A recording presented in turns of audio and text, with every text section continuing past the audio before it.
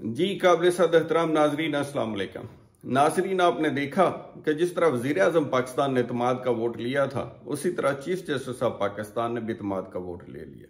वो कैसे ले लिया ये मैं आपको अभी डिटेल में बताऊंगा। दूसरी जो अहम इंप्रूवमेंट है जिसमें आप देख रहे हैं कि आज केस लगा हुआ था जिसके अंदर जो चीफ जस्टिस ऑफ पाकिस्तान के अख्तियारात को कम करने के हवाले से कानून है जिसको supreme court practice and procedure act 2023 का नाम दिया गया है, उसके ऊपर आपने देखा कि जो इस्तदा थी पाकिस्तान बार काउंसिल की कि स्टे खत्म कर दिया जाए, वो भी खारिज कर दी गई, और जो दूसरी इस्तदा थी कि फुल बेंच बनाया जाए, वो भी खारिज कर दी गई। और इसका क्या वजूहात हैं उसके ऊपर हम बात करेंगे। तीसरी जो चीज है जिसके अंदर आप देख रहे हैं कि पार्लियामेंट का इजलास भी सेम रखा गया उसी वक्त जिस वक्त हेयरिंग होती है, उधर सुप्रीम कोर्ट के अंदर पार्लियामेंट का इजलास भी रख लिया जाता है ताकि उसका रद्द अमल दिया जा सके जो सुप्रीम कोर्ट में कार्रवाई होती है। तो रद्द अमल के अंदर आपने देखा है कि हुकूमत ने ऐलान जंग कर दिया है और हुकूमत के जो वजीर दफा हैं उन्होंने हुकूमत का दफा करते हुए सुप्रीम कोर्ट के खिलाफ ऐलान जंग कर दिया है।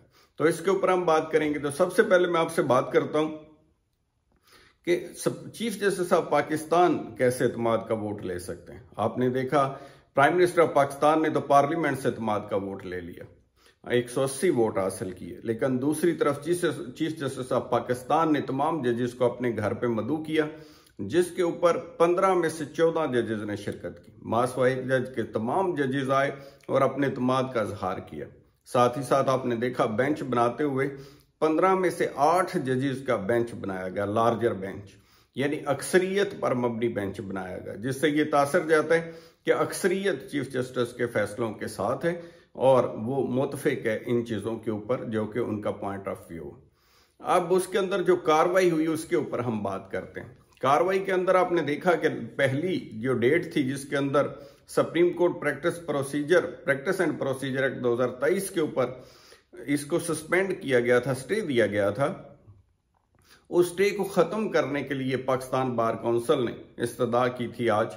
बल्कि पिछले दिनों आपने देखा कोयटा के अंदर एक तकरीब भी हुई जिसके अंदर सुप्रीम कोर्ट को आड़े हाथों लिया और इस स्टे को खत्म करने के लिए मुतालबा भी किया गया था। हत्ता कि यहां तक ऐलान किया गया था कि वो तहरीक भी चलाएंगे।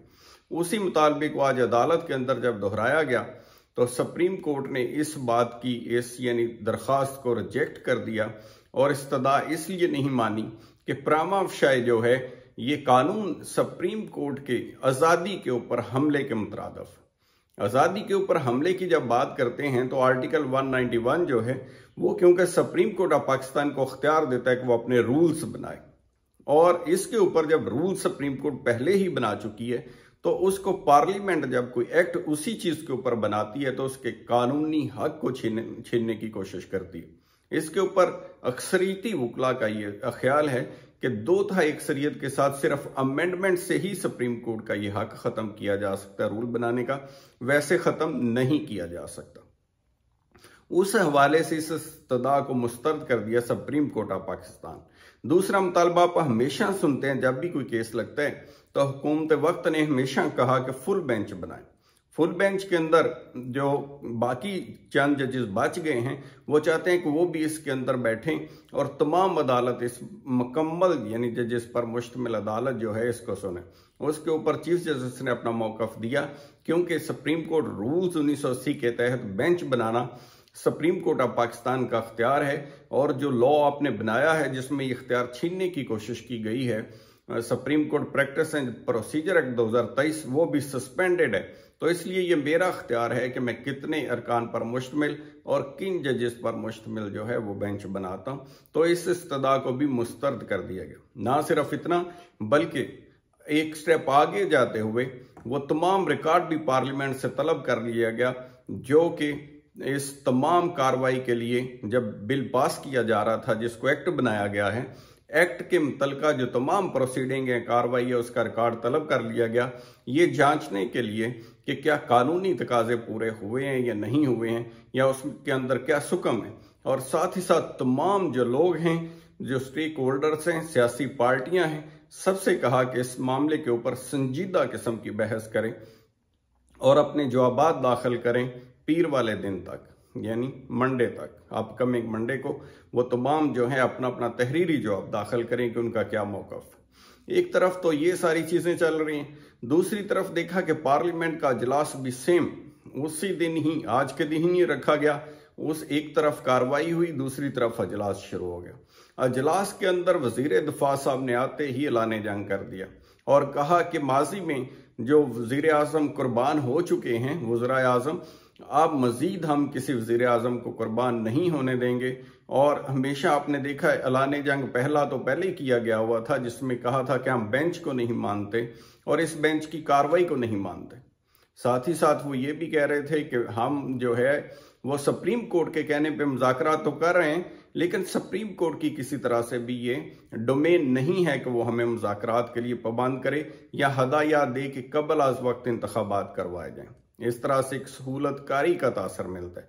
और दूसरी तरफ जो उन्होंने कहा, अल्फाज भी इस्तेमाल किए, उन्होंने कहा कि ये जंग अब हम लड़ेंगे अपने अदारे यानी पार्लियामेंट के लिए। ये जब हम हालात देखते हैं तो उस चीज़ को जब मैं मद्देनज़र रखूं और तमाम चीज़ों को जो जिस तरफ ये हालात बड़ी तेज़ी के साथ बढ़ रहे हैं, तो ये एक टकराव की कैफियत, जो डायलॉग का अमल, सियासी अमल शुरू हुआ था सियासी जमातों के दौरान, जिसका आखिरी मरहला है या आगे भी शायद बढ़ जाए, लेकिन फाइनल राउंड शुरू हो गया, जिसके बारे में जो जिस तरह के बयानात आ रहे हैं ये कोई ज़्यादा हौसला अफजा नहीं है, लेकिन फिर भी हम उम्मीद करते हैं कि इसमें से भी कोई बेहतरी निकले और ये जो टकराव का माहौल है ये किसी तरह से ख़त्म हो जाए।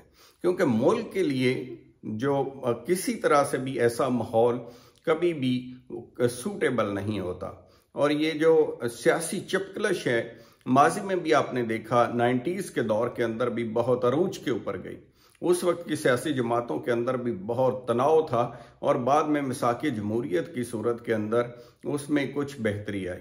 अभी जो है बाद में आपने देखा है कि एक दफ़ा फिर हालात रिवर्स उसी सूरत के ऊपर चले गए हैं और आज भी तनाव और टकराव की कैफियत बहुत ज़्यादा है। और दोनों पार्टीज़ के जो स्पोक्स पर्सन हैं या लीडरान हैं वो एक तरह से एक दूसरे को धमकियां दे रहे हैं और दूसरी तरफ मुज़ाकरात भी जारी हैं। तो उम्मीद है आज का जो ये दौर है जिसके अंदर आखिरी मुज़ाकरात हो रहे हैं, ये हो सकता है कि इसके अंदर को बेहतरी की ऑप्शन निकल आए और जो हालात हैं, जो सियासी इंतशार है या सियासी बहरान है और दूसरी तरफ आइनी बहरान भी है, उसमें भी कोई बेहतरी है।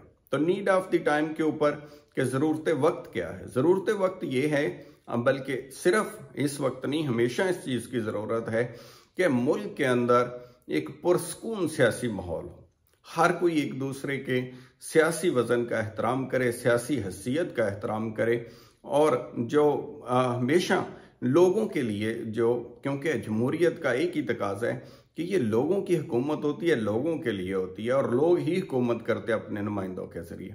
तो उस प्रोसेस को प्रॉपर तरीके से ही चलना चाहिए।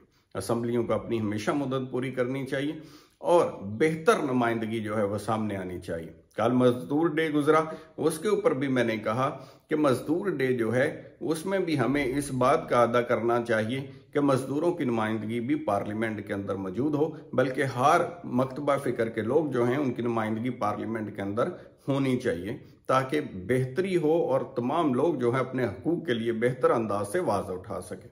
तो अपना ख्याल रखिएगा। Thank you so much. खुदा हाफिज़।